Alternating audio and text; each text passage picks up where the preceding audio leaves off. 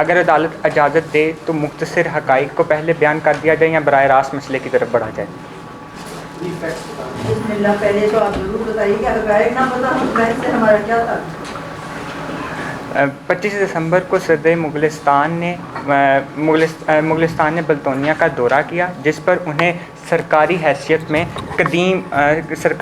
में कदीम और तारीख़ी अहमियत की हामिल पेंटिंग का तोहफ़ा दिया गया। और क्योंकि ये सरकारी हैसियत में दिया गया था, इसके मुताबिक तवाइफ़ का कबूलियत का तरीक़ाकार का सरकारी मेमोरेंडम जो मौजूद है, जिसमें ये लिखा गया है कि इस तरह के कदीम और तारीख़ी अहमियत के हामिल जितने भी तोहफ़े हैं उनको कोई शख्स किसी सूरत में हासिल नहीं कर सकता। क्योंकि ये सरकारी हैसियत में दिया गया था, इसलिए ये सरकार की मलकियत है, और अगर इस कानून के मौजूदगी में कोई शख्स इसको हासिल करने की कोशिश करता है तो इसका मतलब वो आवाम के हक़ पे डाका मारता है। इसी कोशिश में पार्लिमान में एक करारदाद चलाई गई कि सदर ने गैर आइनी और ये बदनीयती पर मुबनी काम किया है कि अवामी मलकियत को हड़पने की कोशिश की है। इस करारदाद को जब चलाया गया तो सदर ने ताकत का इस्तेमाल करते हुए और अपनी पार्टी का इस्तेमाल करते हुए इस करारदाद को रद्द कर दिया, क्योंकि अब साहिल के पास कोई और चारा नहीं था और ये जो गलत हुआ था इसको सुधारने के लिए कोई और फोरम नहीं था। इस वजह से साहिल 184(3) रेडविद 187 के अंदर अदालत उज़्मा के पास आ गया। अब अब अदालत की इजाज़त से मैं मसला नंबर 1 की तरफ बढ़ना चाहूँगा। मसला नंबर 1 ये कहता है कि क्या अदालत के पास अदालती जायज़े का हक़ है या नहीं। 184(3) को जब हम पढ़ते हैं तो उसमें 3 शर्तें दी गई हैं। एक कि ये अवामी अहमियत का मसला हो, और दूसरी ये कि ये बुनियादी हकूक़ की पामाली का मसला हो, और तीसरी ये कि ऐसे हकूक़ की पामाली जो कि बाब नंबर 1 हिस्सा नंबर 2 में मौजूद हैं। इस हालात में तमाम तर शिक्कें पूरी होती हैं। अवामी अहमियत के मसले को अदालत ने 1998 MLD 474 के अंदर बयान किया गया कि सरकारी पैसे के ख़र्च के मुतल्लिक तमाम मामलात ऐसे मामलात हैं जो कि अवामी अहमियत के मसले हैं, क्योंकि ये मसला सदर के मुतल्लिक है जो कि एक अवामी नुमाइंदा है और इस मुल्क का सरबराह है, तो इस हवाले से भी ये मसला अवामी अहमियत का बन जाता है।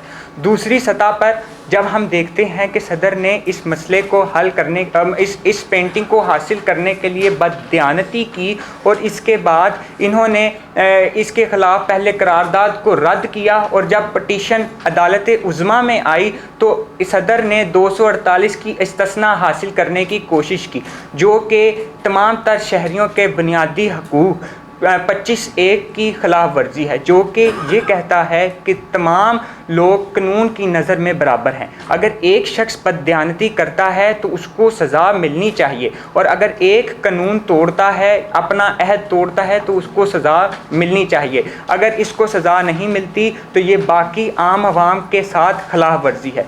चूँकि अब ये मसला अवामी अहमियत का है, और चूँकि इसमें बुनियादी हकूक़ की ख़िलाफ़ वर्जी हुई, और चूँकि इसमें हम देखते हैं कि 19 अलिफ जिस कहता है कि हर एक फ़र्द के पास राइट ऑफ इंफॉर्मेशन होना चाहिए, और सदर ने उस तोहफ़े की रसीद नहीं दी, आवाम को मतला नहीं किया कि उस जो सरकारी मलकियत है वो कहाँ है, किसके पास है, उसको क्यों नहीं दिया गया। ये सारी चीज़ें आवाम का बुनियादी हक़ है कि वो जाने। इन दोनों सतह पर जब बुनियादी हकूक़ की ख़िलाफ़ वर्जी हुई तो इस बिना पर हम ये है 184(3) की तीनों शर्तें पूरी होती हैं, जिसकी वजह से ये अदालत उज़्मा का अख्तियार है कि वो इस फ़ैसले को जायज़ा ले सके। दूसरी सतह पर देखा जाता है कि अदालत ने दर्शन मसीह केस के बाद अपना दायरा अख्तियार बहुत वसी कर लिया है, जिसमें ये देखते हैं कि किसी भी तरीक़ाकार की बेज़ाब्तगी या किसी भी पाबंदी से से बालातर होकर अदालत इस बात पर ध्यान देती है कि 184(3) का मकसद पूरा हो सके। बेनज़ीर भुट्टो केस में बताया गया कि 184(3) का मकसद ये है कि अदालत कानून का आखिरी दरवाज़ा है। अगर किसी साइल को किसी जगह पर इंसाफ नहीं मिलता तो वो अदालत में 184(3) के तहत आ सकती है और वो किसी पाबंदी के बावजूद उसको किसी गलत को दुरुस्त करेगी, और अगर कोई शख्स बददियानत है तो उसको सज़ा मिलेगी। इसी तरह अगर मोअज़्ज़िज़ अदालत सफ़ा नंबर 5 पैराग्राफ नंबर 2 मेमोरियल में देखे तो उसमें 2000 CLC 471 में बयान किया गया कि अवामी अहमियत के लिए कानूनी चाराजोई का मकसद ये है कि तरक्की पजीर ममालिक में क्योंकि अदारे इतने सर सफ़ा नंबर 5 पैराग्राफ नंबर 2 अवामी अहमियत के लिए कानूनी चाराजोई। अच्छा, पहले मुझे आप एक बात बताएं कि आपने 199 के अंदर रेड क्यों नहीं फाइल किया? आप सीधा 184(3) में क्यों आ गए? ऑल्टरनेटिव रेमेडी क्यों नहीं ली रेड किया? मौजूद अदालत से इसका जवाब देना चाहूँगा। 184(3) में एक जजमेंट में बताया गया कि सुप्रीम कोर्ट के पास तमाम तर ताकतें हैं जो कि 199 के पास हैं, 199 में हाई कोर्ट के पास हैं विद मोर पावर्स, यानी कि जैसा कि वो सो मोटो पटिशन और इस तरह की पटिशन नहीं ले सकती, और 199 में अदालत हाई कोर्ट के ऊपर और ज़्यादा रिस्ट्रिक्शंस हैं। लेकिन 184(3) के तहत अदालत उज़्मा पर इस तरह की कोई रिस्ट्रिक्शन नहीं है। जैसा कि एक मिसाल मैंने सो मोटो की दी, और दूसरा इस तरह की और ज़्यादा रिस्ट्रिक्शंस हैं, जैसे कि अभी इस मौजूदा हालात में हम देख रहे हैं कि पार्लिमानी फ़ैसला है उसके ख़िलाफ़ एक्शन लेना है तो 199 में हाई कोर्ट उसका फ़ैसला नहीं ले सकती। दूसरी मुझे एक बात बताएं, आपने अभी एक जजमेंट बताई CLC जी, क्या साइटेशन है? 2000 CLC 471। आपको पता है CLC में तो सुप्रीम कोर्ट की जजमेंट कोई रिपोर्ट ही नहीं होती, तो आप सुप्रीम कोर्ट के सामने हाई कोर्ट की जजमेंट कैसे साइट कर सकते?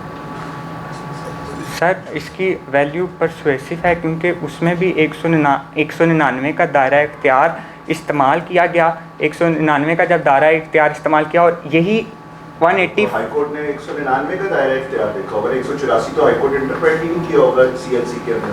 अदालत उज़्मा से जज थोड़ी सी एहतियात करनी चाहिए कि आप सुप्रीम कोर्ट के आगे तो फिर सुप्रीम कोर्ट के फैसले ही आप कोशिश करें कि वही साइट करें, ना कि हाई कोर्ट के फैसले। ठीक है सर, इसी अमर में मेरे पास 2 सो मोटो पटिशन्स हैं सुप्रीम कोर्ट की।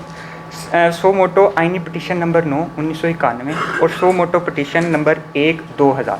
इसमें अदालत ने ये फ़ैसला दिया कि किसी भी बेज़ाब्तगी या पाबंदी को देखते हुए इंसाफ की फरहमी से हम नहीं रुका जाएगा, बल्कि इंसाफ की फरहमी जो कि 184(3) का मकसद है उसके हसूल के लिए तमाम तरह ऐसी पाबंदियों को छोड़ दिया जाएगा। आप प्रेजेंट करें कि पहले अपना फॉर्मुलेट करें कि इधर प्रेसिडेंट ने कोई गलत काम किया है या नहीं किया। अगर प्रेसिडेंट ने गलत काम किया है तो आर्टिकल 248 को कैसे आप उसको एक्सप्लेन करेंगे उसकी रिस्ट्रिक्शन के हवाले से। तो पहले तो आप ये अपना केस बिल्डअप करें कि president has done a wrong thing, और ये किसकी रिस्पॉन्सिबिलिटी थी? प्रेसिडेंट ने अपने यूज़ में रखा है, घर लेके गया है, या वहीं पे प्रेसिडेंट हाउस में पड़ा हुआ है? ठीक है सर, अदालत उज़्मा से जवाब देना चाहूँगा। सबसे पहले इसकी बात जो इन पर प्रेसिडेंट पर सदर पर इल्ज़ामात हैं कि उन्होंने बददियानती की और लाकानूनियत का मुज़ाहरा किया। बददियानती से मुराद ये है कि जानबूझकर बेईमानी से अपनी कानूनी ज़िम्मेदारी पूरी ना करना। जानबूझकर जब करारदाद उनके ख़िलाफ़ चलाई गई तो उन्होंने उस करारदाद जब चलाए जाने पर तोहफ़ा वापस नहीं किया। इससे ये ज़ाहिर होता है कि ये इन्होंने जानबूझकर किया। बेईमानी से मुराद है कि अपना सरकारी ओहदा ज़ाती मफाद के लिए इस्तेमाल करना। अब क्योंकि फैक्ट शीट में लिखा है ये कि पेज नंबर 2 और पैराग्राफ नंबर 2 जिसमें लिखा है कि ये सरकारी हैसियत में दिया गया था, जिसको उन्होंने ज़ाती हैसियत में रखा। ज़ाती हैसियत में रखने के मुराद ये है कि उन्होंने इसकी रसीद भी नहीं दी और इसको अपने ज़ाती इस्तेमाल में ले आए। जब ज़ाती इस्तेमाल में ले आए तो इसका मतलब ये है कि एक सरकारी हैसियत से मिलने वाला तोहफ़ा ज़ाती हैसियत में लिया, ये एक बेईमानी है जो कि इसकी दूसरी शर्त पूरी करती है। और तीसरी ये है कि कानूनी ज़िम्मेदारी पूरी ना करना, जो कि मेमोरेंडम उन पर आयद करता था कि आप ये तोहफ़ा तोशा खाना में जमा करवाएं, और जो कि प्रेसिडेंट ने इशू करनी थी या मिनिस्ट्री ऑफ फॉरेन ऑफिस ने इसको डील करना? सर मौजूद अदालत से जवाब देना चाहूँगा। रसीद अगर किसी प्रोटोकॉल ऑफिसर ने भी देनी थी तो इससे देखा जाता है कि अगर प्रेसिडेंट का तोहफ़ा वापस करने की नीयत होती तो जब करारदाद इसी बना पर चलाई जा रही थी तो तब वो वापस कर देते, लेकिन सदर ने उसको करारदाद चलाने पर भी नहीं वापस किया, क्योंकि इससे ये जाहिर होता है कि सदर उससे खुद ज़ाती हैसियत में रखना चाहते हैं और उससे खुद फ़ायदा उठाना चाहते हैं। और दूसरी बात आपने 248 की पूछी कि इसमें 248 क्यों नहीं लगता। 248 में एब्सोलूट आपको प्रोटेक्शन नहीं मिलती, बल्कि क्वालिफाइड है। जैसा कि हम देखते हैं कि सिर्फ फौजीदारी जो मामलात होते हैं और ऐसे काम जो कि बदनीयती से पाक हों, उनमें ही आपको प्रोटेक्शन मिल सकती है, लेकिन ऐसे मामलात जो कि मेलाफाइड हों, निजी एक्ट हों और कानूनी ताकत के बगैर हों, इनमें आपको प्रोटेक्शन नहीं मिल सकती। इसी ज़ुमर में आपको कुछ केस ला अदालत के सामने पेश करना चाहूँगा, जैसा कि PLD 1976 SC 53 में ये बताया गया कि अगर कोई सरकारी अमल जिसमें पहली बात ये कि उसमें बुरी नीयत शामिल हो और दूसरा ये कि दायरा इख्तियार के बाहर हो, तो इसका मतलब ये है कि उसको 248 का इस्तिस्ना नहीं दिया जाएगा।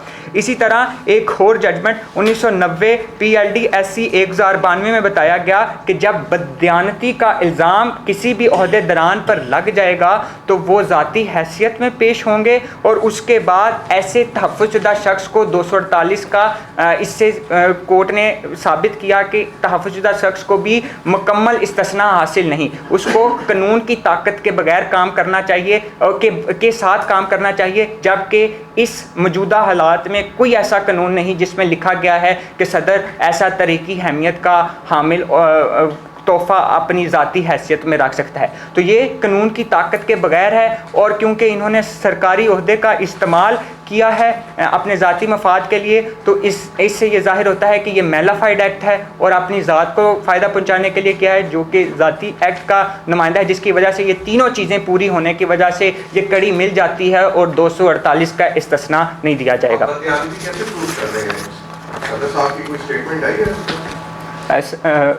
मौजूदा अदालत से की इजाज़त से जवाब देना चाहूँगा। सदर के ख़िलाफ़ जब तोहफ़ा ना देने पर 247 के तहत करारदाद चली, पहले उनको नोटिस दिया गया आइन के मुताबिक कि वो बताया गया कि किस पर्पज़ के वजह से ये करारदाद चलेगी, और फिर उसके बाद करारदाद चली। जब ये उन्हें बताया गया कि आपने ये तोहफ़ा नहीं दिया और आपके ख़िलाफ़ ये करारदाद चल रही है और इसके बावजूद उन्होंने तोहफ़ा नहीं वापस किया, इसका मतलब ये है कि उनके बोनाफाइड इंटेंशन साबित नहीं होती। मेरा वक्त तमाम हुआ।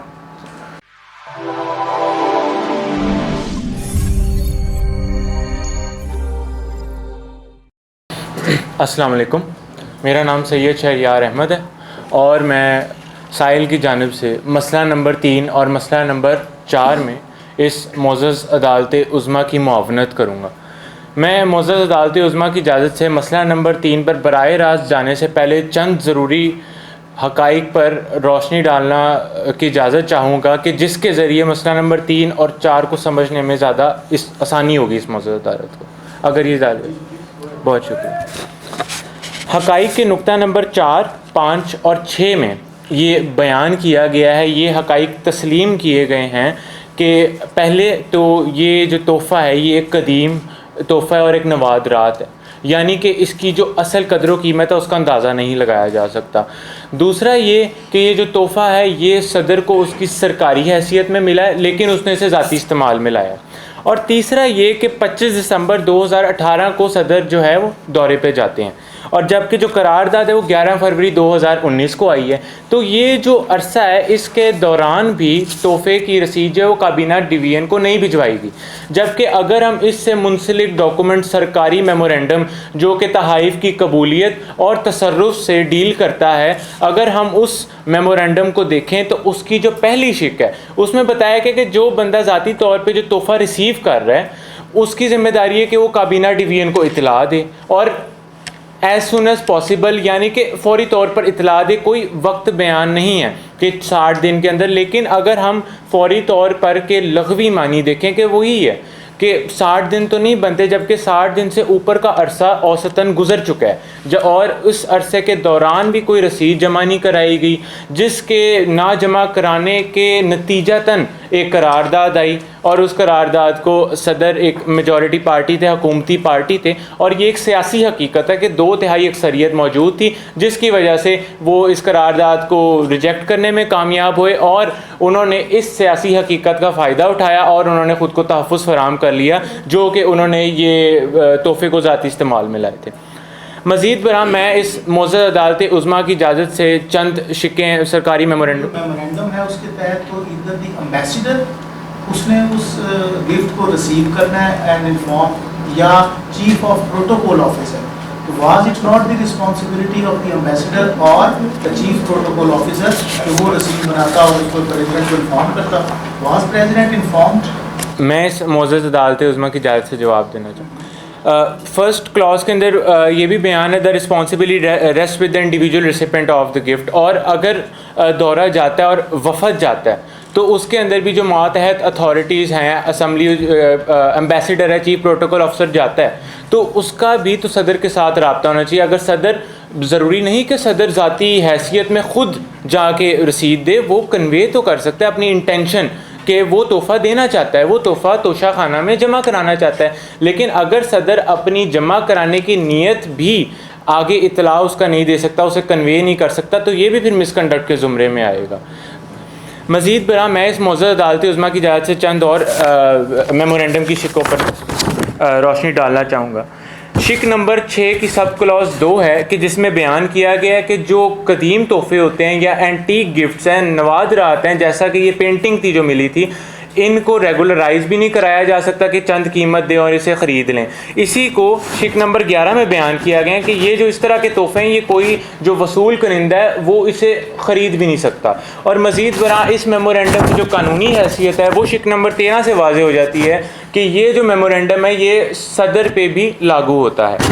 मैं इस मोअज़्ज़ज़ अदालत उज़्मा की इजाज़त से अब मसला नंबर 3 पर आना चाहूँगा, अगर ये अदालत इजाज़त दे तो। बहुत शुक्रिया। मसला नंबर 3 इस बात से मुंसलिक है कि आया कि सदर को तोहफ़े को ज़ाती हैसियत में बरकरार रखना मुकम्मल तौर पर गैर कानूनी और गैर आइनी है। सदर ने ये तोहफ़ा ज़ाती हैसियत में इस्तेमाल किया है। अब सदर ने इस तोहफ़े को ज़ाती हैसियत में इस्तेमाल किया और सदर ने जो मेमोरेंडम की रेलिवेंट शिक्के हैं उसकी ख़िलाफ़ वर्जी भी की है, और सदर की इस ख़िलाफ़ वर्जी करने की वजह से सदर ने एक बददियानती का और बदअमाली का मुज़ाहरा किया जो कि उनकी रसीद जमा ना कराना या उनकी नीयत कि तोहफ़े को देना वो भी कन्वे नहीं की गई, उससे ज़ाहिर होता है। तो इसके तहत आइन के आर्टिकल 62(1)(f) के तहत जो सादिक और अमीन की जो शराइत हैं उन शराइत को ये इफ़ेक्ट करता है और उन्हें पामाल करता है, उनकी खिलाफ वर्जी करता है, उसके कॉन्ट्रेरी आ जाता है। मज़ीद बरा ये कि ये जो शराइत हैं ये मुकम्मल नहीं होती, तो इस सिलसिले में भी अदालत सदर से पूछ सकती है। और सदर ने जो अमल किए, अव्वल तो ये जो मामला था ये काबीना डिवीज़न ने देखना था, लेकिन काबीना डिवीज़न ने भी ये मामला नहीं देखा। ये काबीना डिवीज़न को कानूनी इख्तियार दिया गया था इस मेमोरेंडम के ज़रिए से कि वो इस मामले को देखे, और जब ये मामला नहीं देखा गया तो मजबूरन ये करारदाद लानी पड़ी। आप आर्टिकल 62 की कितनी भी अप्लाई कर रहे हैं कॉन्स्टिट्यूशन? यस क्या वो सदर पे लागू होती है? मैं अदालत की इजाज़त से आर्टिकल 62(1)(f) इस तरह से मैं उससे मुंसलिक कर रहा हूँ कि उसके अंदर जो शराइत है ना, वो शराइत जैसे सादिक और अमीन की हैं, अभी जो ये काम हुआ है, कंडक्ट हुआ है, उसके कॉन्ट्रेरी हुआ है, तो अदालत पूछ सकती है कि आया कि अगर ये काम गलत हुआ, खिलाफ हुए, तो उस जो काम या जो अमल है उस मामले में अदालत इंक्वायर कर सके। मैं मोअज़्ज़ज़ अदालत उज़्मा की इजाज़त से मसला नंबर 4 पर मूव करना चाहूँगा, अगर ये अदालत इजाज़त दे। बोल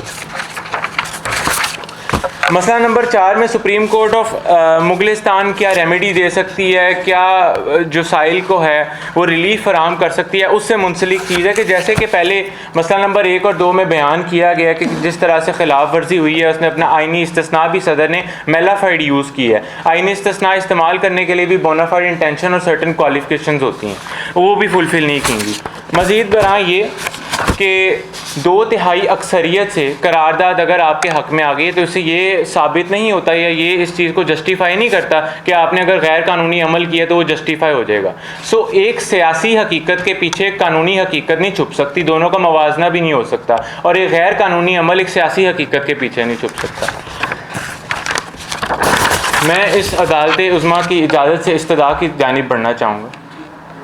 मुअज़्ज़ज़ अदालत उज़्मा से तमाम तर हक़ाइक़, तमाम तर दलाइल और तमाम तर जो हालात और वाक़यात हैं उनके पेश नज़र ये इस्तदा की जाती है कि अव्वल तो सदर को आर्टिकल 62(1)F के तहत को वारंटों की रिट जारी की जाए और ये पूछा जाए कि आया कि उसका ये जो अमल है ये गैर कानूनी है, और अदालत या तो ख़ुद इस मामले को देखे या फिर अदालत मैंडेमस की रिट जो है वो एक्सरसाइज करके अदालत ये मामला काबीना डिवीज़न को भिजवाए कि उन्हें जो इख्तियारात मिले हैं वो उन इख्तियारात को इस्तेमाल करे जो कानूनी तौर पर मिले हैं और इस मामले को देखे और इसे मंतकी अंजाम तक पहुँचाए। मज़ीद ये इस अदालत से इस्तदा की जाती है कि कोई भी ऐसा रिलीफ जो साइल के हक़ में बेहतर हो, जो ये मुअज़्ज़ज़ अदालत समझती हो मुनासिब वो अता करे। बहुत शुक्रिया।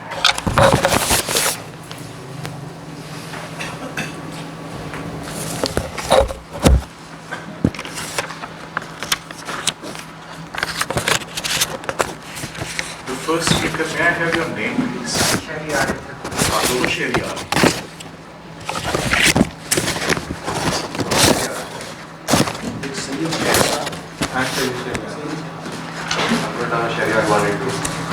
और आपका सरनेम क्या है? इफ्तिखार।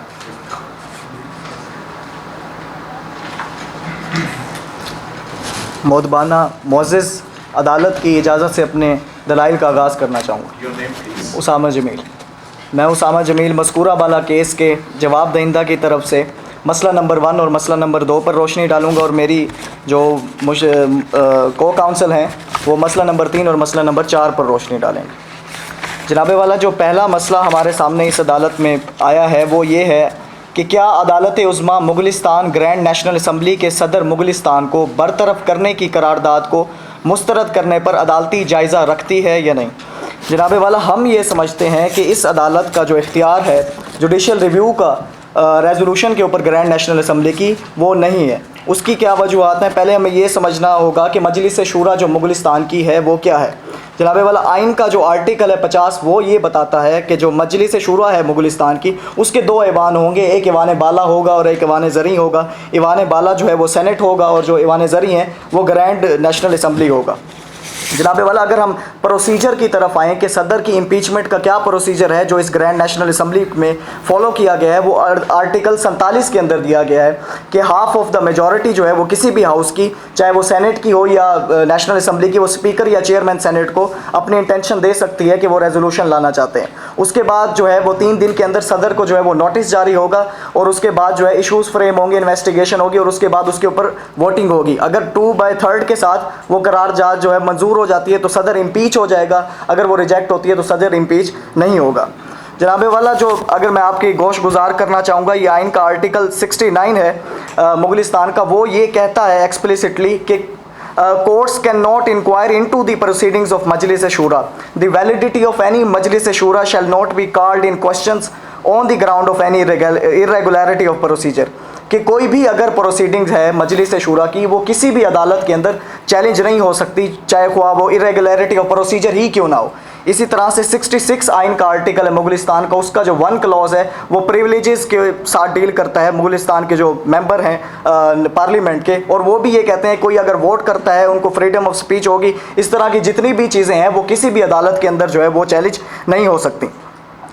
जनाबे वाला पार्लियामेंट जो है एक सुप्रीम इदारा है, पार्लियामेंट जो है एक सोवरन इदारा है और पार्लियामेंट की जो एक पॉपुलर विल और लोगों को जो है उनकी जो है वो रिप्रेजेंटेशन कर रहा है, अगर उसके फैसले जो है वो जो है अगर इस तरह से चैलेंज हो जाएंगे अगर किसी भी सुप्रीम कोर्ट के अंदर, तो it will open a floodgate. तो हर कोई जो है ना वो पटिशन लेके आएगा और कहेगा ये जी मजलिस शूरा में ये हुआ है और आप जो है इसको डिसमिस करें या इसकी कॉन्स्टिट्यूशनैलिटी को ऊपर जुडिशियल रिव्यू करें। नेक्स्ट स्टेप आगे जा रहे हैं, उससे पहले आप ये साबित करें कि प्रेसिडेंट ने कोई गलत काम नहीं किया, ही वाज एक्सेप्टेड। जी सर। वो पहले आप पॉइंट सर ये मसला नंबर 3 है, क्या सदर की तरफ से तोहफ़ा को ज़ाती हैसियत में बरकरार रखना मुकम्मल तौर पर गैर कानूनी और गैर आइनी है। सर ये जो मेरी को काउंसिल है वो 3 पर जो है रोशनी डालेंगे। अभी मैं दायरा इख्तियार और समात के ऊपर बात करना चाहूँगा। बहुत शुक्रिया। यस सर, अंडर आर्टिकल 69 जो है उसकी कोई भी प्रोसीडिंग्स जो है वो चैलेंज नहीं हो सकती सुप्रीम कोर्ट या किसी भी कोर्ट के अंदर। ये explicit sir spirit of entire constitution में भी सर हमारे पास Pindi bar association versus federation of Pakistan case है जिसमें कॉन्स्टिट्यूशन अमेंडमेंट्स चैलेंज हुई हैं, ठीक है, 18th अमेंडमेंट और 21st फर्स्ट अमेंडमेंट। लेकिन सर यहाँ जो हमारा जो मुद्दा है वो ये है कि ये जो सारा जो रिटायरमेंट है ये इस तरह की कोई चीज़ है, ये स्पिरिट ऑफ कॉन्स्टिट्यूशन के अगेंस्ट नहीं है। जनाबे वाला हमारे पास ये केसेस हैं lieutenant Farzand Ali versus province of west Pakistan through secretary PLD 1970 supreme court.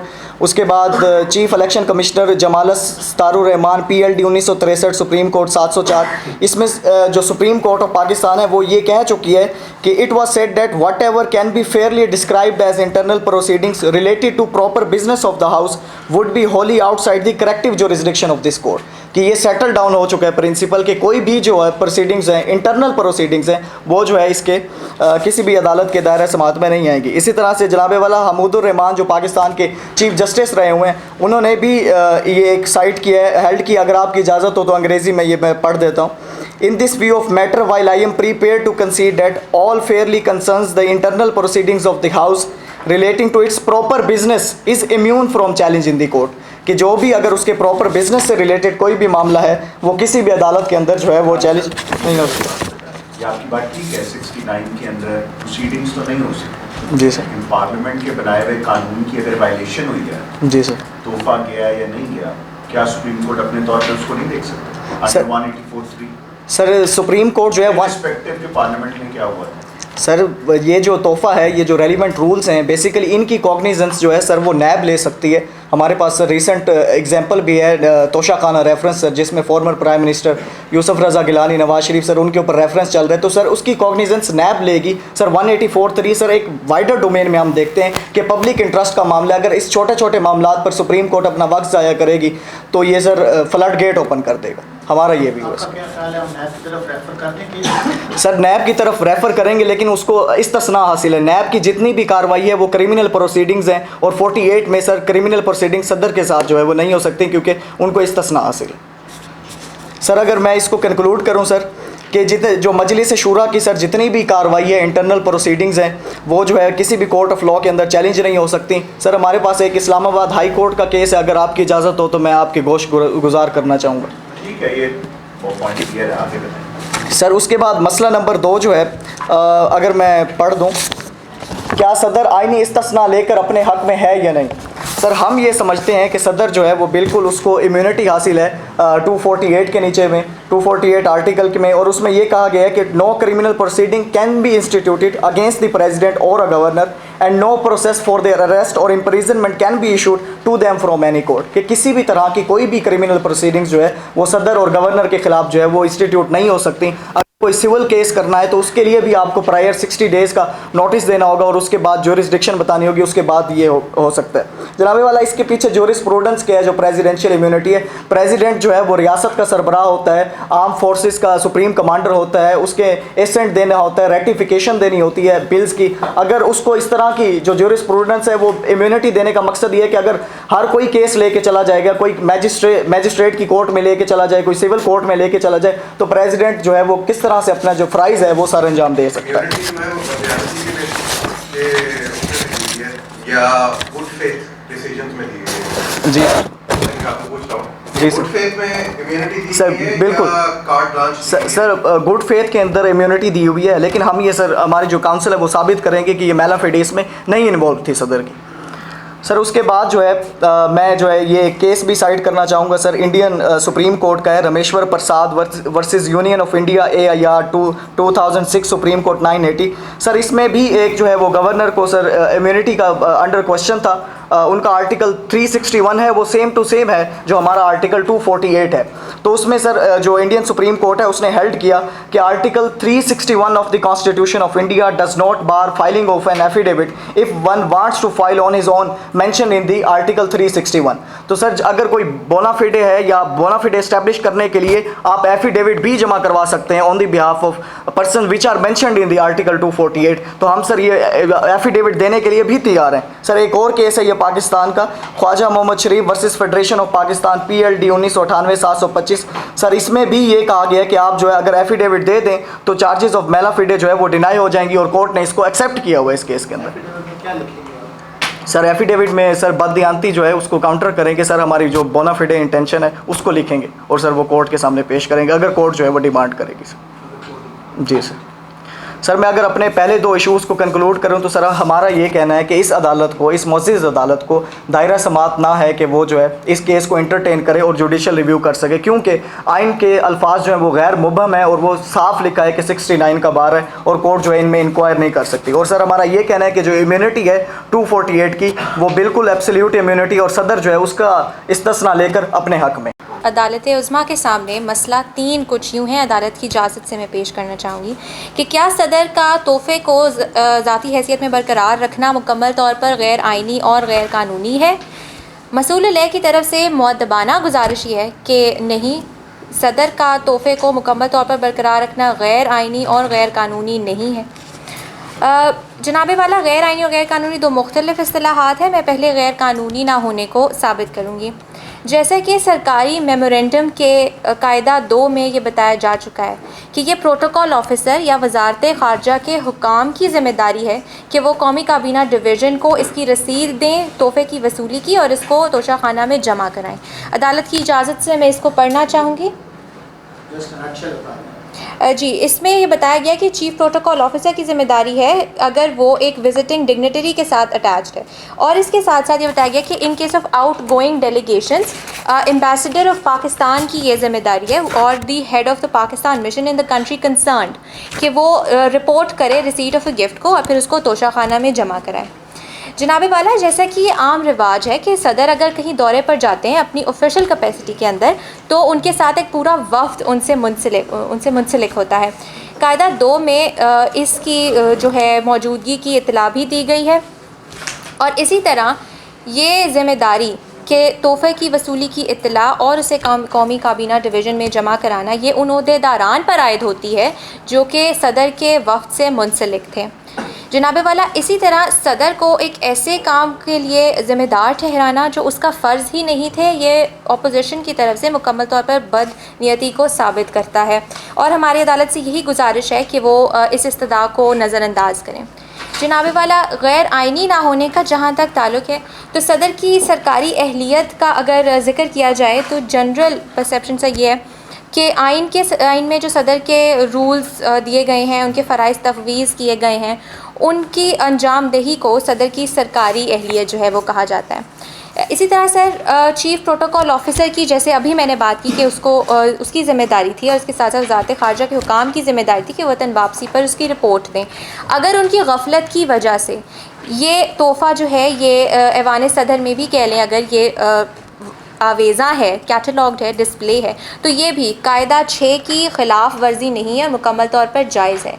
जिसके कायदा 6 के क्लॉज 2 है सर, जिसके अंदर 4th लाइन है, ऑल सच गिफ्ट्स, अगर अदालत की इजाज़त हो मैं इसको अंग्रेज़ी में पढ़ना चाहूँगी। All such gifts shall be properly catalogued and displayed eight prominent buildings owned by the government. इसी तरह सर हुकूमत की मलकियत वाली तमाम इमारतों पर ये जो एंटीक्स हैं, नवादरात हैं, इन्हें पेश किया जाएगा। ऐवान सदर भी सर सरकारी मलकियत है, रियासत की मलकियत है और कायदा 6 की शर्त पर मुकम्मल तौर पर पूरी उतरती है। जनाबे वाला, जहाँ तक बात है इसके ग्रॉस मिसकंडक्ट की, संगीन बदइंतज़ामी की, तो जनाबे वाला वो एक ऐसा अमल होगा जिसमें अभी तक जो है वो कॉमन लॉ इंस्टीट्यूशंस जो हैं और जूरिस्प्रूडेंस सर खामोश है कि एक्चुअली ग्रॉस मिसकंडक्ट या संगीन बदइंतज़ामी है क्या। सर इसी तरह आइन की ख़िलाफ़ वर्जी जो जनरल परसेप्शन ये माना जाता है कि संगीन ख़िलाफ़ वर्जी होगी सर, जो कि आइन की रूह को मुतज़लज़ल कर दे। तोहफ़ा को रखने का ये एक मामूली मामला सर, ये आइन की रूह को मुतज़लज़ल नहीं करता और मसूल लय की भी यही दरख्वास्त है। जनाबे वाला, इन तमाम केसेस, इन तमाम फैक्ट्स की मौजूदगी में सर हम ये साबित करते हैं कि तोहफ़ा को रखना गैर आइनी और गैर कानूनी नहीं है। अदालत की इजाज़त से मसला नंबर 4 की तरफ बढ़ना चाहूँगी। आप इसको इल्लीगैलिटी कहेंगी या इरेगुलरिटी कहेंगी? सर अगर ये रूल्स जो हैं ये बाइंडिंग हम इनको कंसिडर करते हैं तो फिर ये इल्लीगैलिटी होगी और ये illegality on part of protocol officer और द एम्बेसडर ऑफ पाकिस्तान है sir. It's not an irregularity on part of the president. जब रेजोल्यूशन मूव करी प्रेसिडेंट के नॉलेज में आ गया जी सर, एक्शन, अगर वो वॉलंटियर होता तो कह देता कि मैं ये वापस कर रहा हूँ, उस वक्त इशू है बैक टू द सर वही बात कि वो एफिडेविट जो है वो जमा करा दें सर। एफिडेविट हम जमा करवा सकते हैं कि क्योंकि सर ये ज़िम्मेदारी जो है ये प्रोटोकॉल ऑफिसर की ज़िम्मेदारी है सर। अगर सर अपनी बोनाफाइड इंटेंशन का कि ये ना हमारी ज़िम्मेदारी थी और हम अगर ये रिटेन्ड रहा है तो आई एम सॉरी टू से सर ये फैक्ट्स में कहीं भी मेंशन नहीं है कि ये ज़िम्मेदारी हम कबूल कर सकते। जी सर बहुत शुक्रिया। मसला नंबर 4 अदालत के सामने कुछ यूँ है कि अगर सदर जो है आइनी इस्तिस्ना हासिल करके अपने हक़ में नहीं है और इस्तिस्ना गैर आइनी और गैर कानूनी है तो मुग़लिस्तान की सुप्रीम कोर्ट जो है वो दरख्वास्त गुजार को क्या मदावा फराहम करेगी। जनाबे वाली अभी मेरे फाजिल काउंसिल जो हैं वो आर्टिकल 248 के अंदर जो है वो ये साबित कर चुके हैं कि प्रेसिडेंट के पास सदर के पास इस्तिस्ना हासिल है उनकी मुद्दत मुलाजमत के दौरान और ये उन्हें फ़ौजदारी कार्रवाई से और इसी तरह कैद और गिरफ़्तारी से जो है वो भी इस्तिस्ना फराहम करता है। इसी तरह सर सवाल नंबर 3 जो है कि तोहफ़ा की बरकरारी, तो उसमें भी सर हम अभी मैंने ये साबित कर चुकी हूँ कि तोहफ़ा की बरकरारी गैर आइनी और गैर कानूनी नहीं है क्योंकि ये सदर की ज़िम्मेदारी नहीं थी। इसी तरह सर मैं अदालत की तवज्जो जो है वो सदर के मुआवज़े के तरीक़ाकार की तरफ बढ़ाना चाहूँगी। अगर अदालत चाहती है तो मैं मुआवज़े का तरीक़ाकार पढ़ के सुना दूँ। आर्टिकल 47 सर मैं उर्दू में बता दूँ आपको। जी सर, तो उसमें यह है सर कि अगर किसी भी बात पे ऑपोजिशन ये समझती है तो वो कि सदर ने कोई संगीन खिलाफ वर्जी की है या फिर वो अहल नहीं है ये पोजीशन रखने के, तो वो फिर नेशनल असम्बली में या फिर सेनेट में जो है वो एक नोटिस पेश करते हैं। अगर ये सेनेट में पेश होगा तो फिर उसका सेनेट के जो चेयरमैन है सर वो ट्रांसफ़र करेंगे इसको नेशनल असम्बली के स्पीकर के पास और स्पीकर जो है वो 3 दिन के अंदर अंदर सदर को ये नोटिस फराहम करते हैं। इसी तरह सर नोटिस के बाद जो है वो एक मुश्तरका इजलास बुलाया जाता है दोनों हाउसेस का, दोनों ऐवानों का, और उसमें जो है 2/3 अक्सरियत अगर ये फ़ैसला करती है तहकीकात के बाद कि सदर जो है वो मुआवज़े के अहल हुए हैं तो फिर सदर को हटा दिया जाएगा और वो अपने ओहदे से हट जाएंगे सर। जी सर। सर इसी तरह sir Sheikh Mubashar Irfan versus federation of Pakistan sir ये हाई कोर्ट का केस है सर। अगर अदालत चाहती है तो मैं उनके सामने पेश कर देती हूँ। जी सर, उसमें यही कहा गया कि मुआवज़े के तरीक़ाकार को मुश्किल इसलिए बनाया गया था कि वो संगीन खिलाफ वर्जी पर अमल में आ सकें। और इसी तरह आर्टिकल 199 की बात की गई है सर कि वो उसके अंदर जो है वो अदालत कोई कार्रवाई नहीं कर सकती है कि प्रेसिडेंट को वो इस काबिल बनाए कि वो उनका मुआवज़ा किया जा सके सर, क्योंकि सदर जो है वो एक इंतहाई इज़्ज़त के हक़दार होते हैं सर।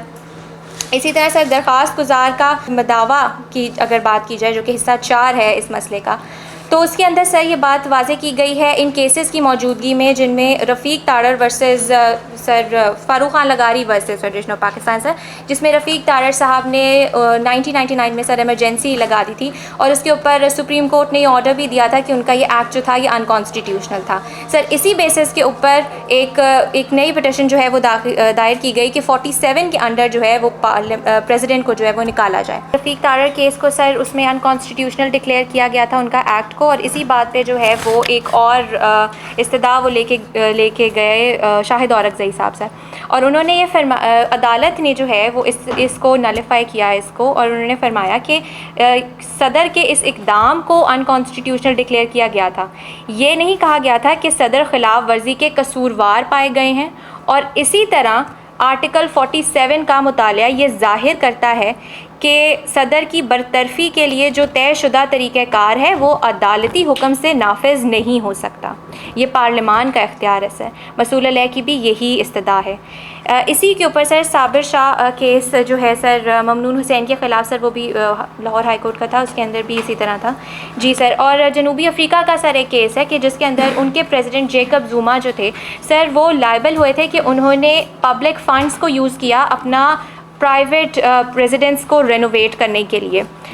सर उनकी आइनी अदालत ने इस बात को जो है वो इस बात को अनकॉन्स्टिट्यूशनल डिक्लेयर किया कि उनका ये एक्ट गलत था। लेकिन इसके साथ साथ ये बात जानते हुए कि 6 मुआवजे की जो हैं वो प्रोसीडिंग्स इससे पहले उनकी पार्लियामेंट में हो चुकी हैं, स्टिल उनकी कोर्ट ने ये हेल्ड किया कि आर्टिकल 89 के मुताबिक जो है ये पार्लियामेंट का इस्तेहकाक है और पार्लियामेंट ही इस मामले को डील करेगी। उनका आर्टिकल 89 सर मुगलिस्तान के आर्टिकल 47 से मुकम्मल तौर पर हम आहंग है। इसी तरह सर शेख मुबशर इरफान के केस में ही सर अगर इजाज़त हो तो मैं पेश कर सकूँ। जी सर उसमें ये बताया गया था कि इसके मुताबिक अदालत जो है वो ज़रा बराबर भी कार्रवाई नहीं कर सकती कि जिसकी वजह से बदइंतज़ामी या आइन की ख़िलाफ़ वर्जी की कार्रवाई जो है वो नहीं हो सकती, चूँकि ये मज़कूरा आर्टिकल के निसाब और रूह की ख़िलाफ़ वर्जी होगी। जनाबे वाला इन तमाम केसेस की मौजूदगी में सर हम ये साबित करते हैं कि ये सदर जो हैं इन्होंने गैर आइनी और गैर आमूल किया। यस सर, इस्तदा की तरफ मैं जानना चाहूँगी। बिल्कुल शुक्रिया सर। इस अदालत को आर्टिकल 184(3) के तहत जो है वो मुगलिस्तान की ग्रैंड नेशनल असम्बली के अंदर जो भी कार्रवाई हुई है उसके ऊपर नज़रसानी का हक़ हासिल नहीं है। सदर को आइनी इस्तेमाल इस्तेमाल करने का हक़ है। सदर का ये अमल कि उसने तोहफ़े को रखा वो गैर आइनी गैर कानूनी नहीं है और लिहाजा दरख्वास्त का दायरा समाअत ना होने पर अदालत इसे ख़ारिज करे। बहुत शुक्रिया सर। मैं इस मोअज़्ज़ज़ अदालत उज़्मा की इजाज़त से 2 मिनट के दौरानिए में चंद पॉइंट्स वाज़े करना चाहूँगा। जी, मसूल ने एक बात की कि फ़्लड गेट आर्गूमेंट है तो उसकी वजह से बहुत से केसेस आ जाएंगे।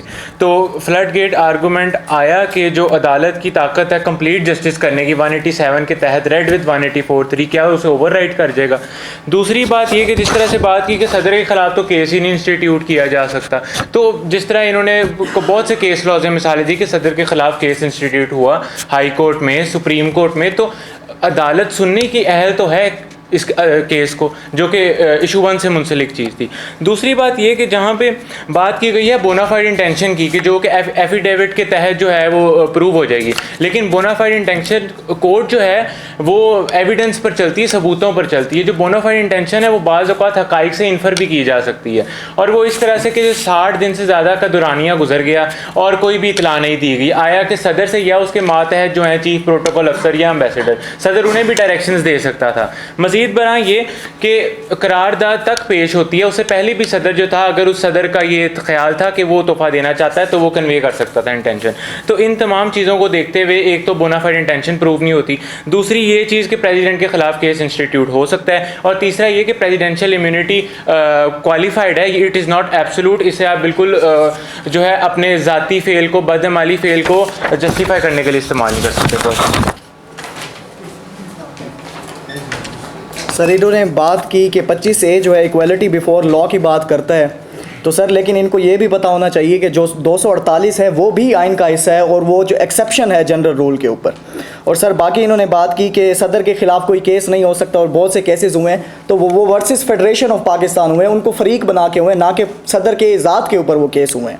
बाकी सर इन्होंने बात की कि 62-63 की 62-63 जो है वो मजलिस शूरा के मेंबर के लिए क्राइटेरिया है। अगर ये 62(1)(f) सदर के ऊपर लगाना चाहते हैं तो Imran Khan Niazi versus federation of Pakistan में जस्टिस काजी फाइज़ ईसा ने यह कहा कि सुप्रीम कोर्ट जो है वो कम्पिटेंट अथॉरिटी नहीं है कि फैसला कर सके कि जो ऑफिस होल्डर है या जो प्रेसिडेंट है कि वो जो है 62(1)(f) के ऊपर पूरा उतरता है या नहीं उतरता। और बाकी जो है सुप्रीम कोर्ट किसी की जानिब से गलत या खयानतदार साबित नहीं हुआ, और इस केस में भी अभी तक जो है 62(1)(f) या खयानतदार या साबित बददयानत साबित जो है वो सदर नहीं हुआ। लिहाजा जो है सदर को जो है ये सुप्रीम कोर्ट जो है इम्पीच नहीं कर सकती।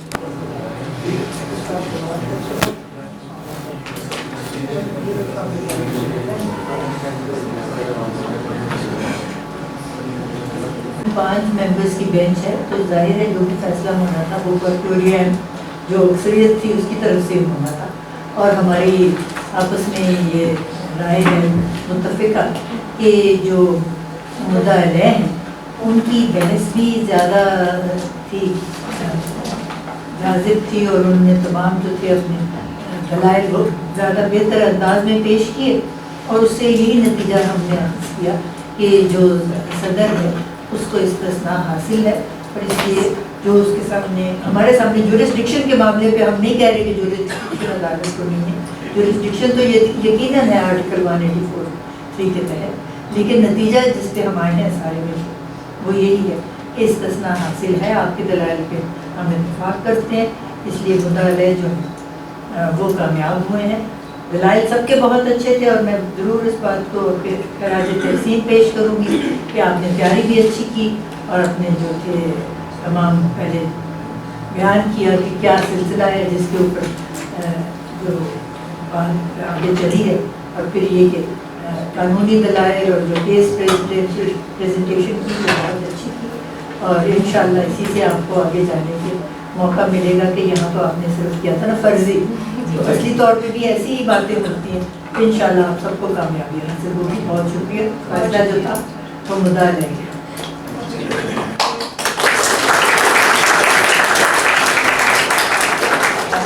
फर्स्ट ऑफ ऑल ये चीज़ करनी चाहिए डिटरमाइन के किसी के पास जुरिस्डिक्शन है या नहीं है।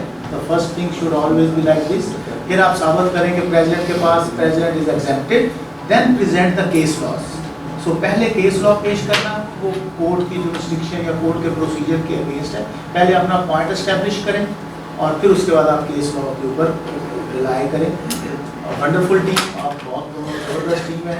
ज़ाहिर एक पार्टी ने जीतना है, एक ने हारना है, but always a good well fully enriched presentation. उनकी इसलिए ज़्यादा अच्छी थी कि उन्हें साथ साथ वो केस को या जो पॉइंट्स थे वो पेश करते थे अदालत में। आप भी इसी तरह आइंदा भी हो तो जिस चीज़ पर रिलाई करें always presented before the court, और जितने नंबर ऑफ जूरीज हैं उनको तमाम को बराबर उनकी कॉपीज़ के मुताबिक उनकी नंबरिंग के मुताबिक होना चाहिए। All the best wishes for all of you.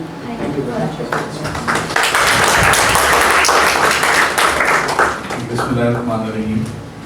बहुत हिम्मत और करेज की बात होती है पोडियम और डाइस पे आके खड़े होना और बोलना, और जब हम अपने करियर का आगाज़ करते हैं तो हम मैजिस्ट्रेट कोर्ट, सेशन कोर्ट या सिविल कोर्ट, सिंगल मेंबर जज के आगे कोर्ट को एड्रेस करते हैं। और जब बहुत मैच्योरिटी हो जाती है और जब बहुत कॉन्फिडेंस आ जाता है और जब बहुत तजर्बा आ जाता है तो हमें सुप्रीम कोर्ट का लाइसेंस मिलता है। बहुत वेल प्रिपेयर्ड, बहुत confident, all four of you, extra ordinary eye contact and confidence. Confidence तोहफे में नहीं आता, तैयारी से आता है। वो तैयारी नज़र आ रही थी कि आप सारे लोगों ने तैयारी बहुत अच्छी की। टीम वर्क उधर भी नज़र आया, टीम वर्क इधर भी नज़र आया। मगर जैसे शाहरुख खान जो है वो, सुन ले मेरी बात, जैसे शाहरुख खान ऑस्कर ले जाता है, डायरेक्टर प्रोड्यूसर को कोई पूछता नहीं, तो उनकी भी बहुत बड़ी एफर्ट थी जो पीछे से आपको रेगुलरली फीड इन कर रही थी with material and information. So that made lot of difference.